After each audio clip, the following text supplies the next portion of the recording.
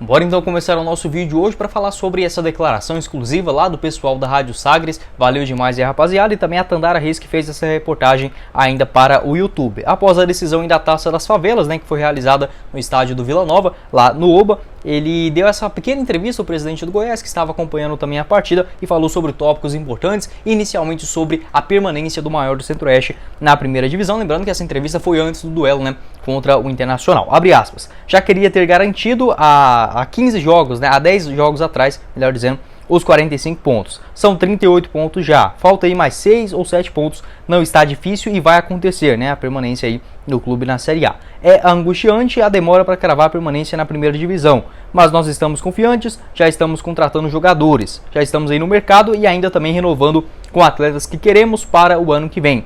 Estamos pensando em 2023, eu, o Ali, o Edmir e também o Eduardo Pinheiro, que é da base, mas nos auxilia no profissional, que revelou aí primeiramente o Paulo Rogério Pinheiro. Além disso, né, abre aspas novamente, estamos pensando muito em 2023, porque daqui 2 meses o mercado vai estar muito aquecido e vai ter leilão de jogadores. Então nós do Goiás entendemos que temos de fazer isso, né, contratar os atletas antes. Nós temos esses meses de outubro e novembro para buscar esses atletas mais novos, atletas que nos interessam para que no ano que vem, porque aí depois a gente só consegue buscar após o Campeonato Paulista. Isso, infelizmente, é o que acontece com o Goiás, com o Atlético Goianiense também, porque os jogadores preferem ir para outros centros no começo da temporada, para depois no Brasileirão, talvez, né, virem aqui para Goiânia. Então temos que buscar agora nesses 2 meses, porque depois fica bem mais complicado e só lá na frente para buscar reforços. Fecha aspas, foi o que completou o presidente do Goiás e ele falou exatamente tudo, a realidade do que é um time médio, ou até mesmo outros até maiorzinhos assim, mas que passa esse sufoco na reta final do ano. E o que era a desculpa do Goiás sempre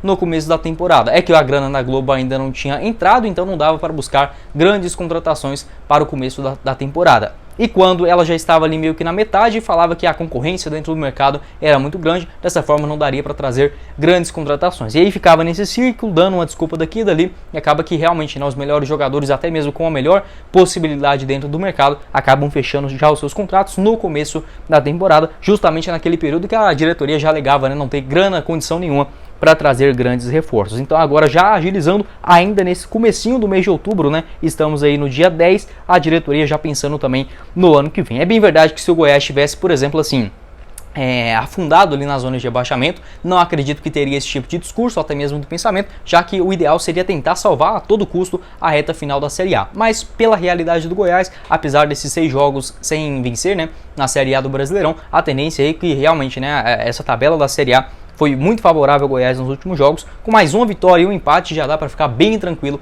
em relação a esse fantasma do rebaixamento. Então algo que, como disse aí o Paulo Rogério Pinheiro, está assim confiante pelo que vem trabalhando nos bastidores e também apresentando dentro de campo. E aí sim é uma postura interessante, que inclusive ele já até havia dado esse recado ainda nessa temporada, quando ele comentou que o planejamento iria partir com o técnico Jair Ventura, que está nos planos certamente para 2023, ocorrendo na última semana, né, das partidas ali entre Fluminense e São Paulo, que são os 2 últimos jogos do Goiás na primeira divisão, tendo essa reunião com o Jair Ventura, com a sua permanência, aí sim, né, já buscando os atletas, as renovações, as saídas, além disso as contratações aí do mercado do Brasil, do exterior e muito mais, já com o técnico Jair Ventura nesse finalzinho de ano, porque no ano que vem, aí sim, né, com a disputa do estadual, os clubes já começam a fazer aquele leilão enorme por jogadores, e como eu falei para vocês, apesar de ter o dobro de receitas, caso eventualmente venha, né, a ficar na Série A do Campeonato Brasileiro, do que foi para esse ano de 2022, né? Ainda assim será bem menos, né, do que se a gente imaginar outros concorrentes, como o Fortaleza, o Ceará, caso permaneça na primeira divisão, e os outros 4 que estão voltando também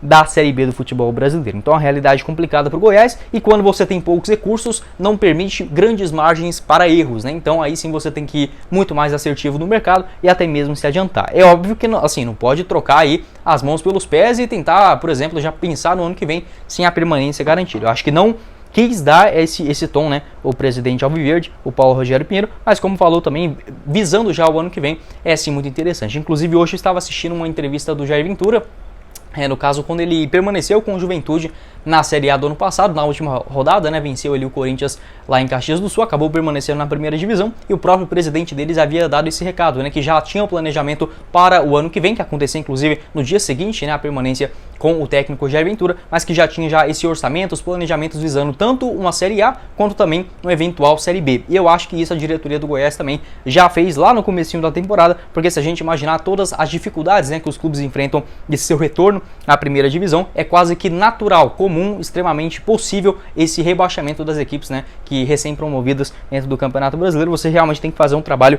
excepcional, como vem fazendo também a diretoria nesse ano, tem sim os seus méritos, assim como os próprios jogadores, o técnico Jair Ventura, que apesar dessa fase difícil, na tendência é que permaneça assim na Série A do Campeonato Brasileiro. Inclusive eu já fiz um vídeo aqui falando sobre as pontuações necessárias, né, e porque eu acho que inclusive com até menos de 40 pontos já vai dar para escapar, mas vamos tentar garantir esses 42, 43, até uns 45 já para cravar a vaga na Sul-Americana. Esse vídeo das pontuações eu vou estar deixando aqui na tela final. Além disso,